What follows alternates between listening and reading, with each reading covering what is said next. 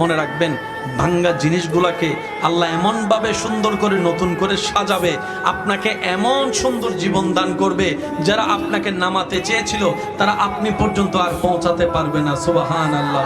যারা আপনাকে টেনে ধরে নামাতে চেয়েছে তারা অনেক পিছনে পড়ে থাকবে, আপনি রবের রহমত নিয়ে অনেক দূরে এগিয়ে থাকবেন।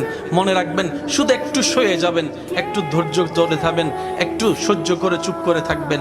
যত সইবেন তত পাইবেন, যত সইবেন তত পাইবেন। কোনো আফসোস নাই, কোনো আপত্তি নাই, কোনো হা হুতাশ নাই। রবকে শুধু এতটুকু বলবেন যখনই মন খারাপ হবে, সিজদায় মাথাটা ঝুঁকিয়ে, ইয়া রব, আমি যা পেয়েছি কোনো কিছু পাওয়ার যোগ্যতা আমার কাছেই নেই, সব তুমি দয়া করে দান করেছো, সব তুমি দয়া করে দান করেছো।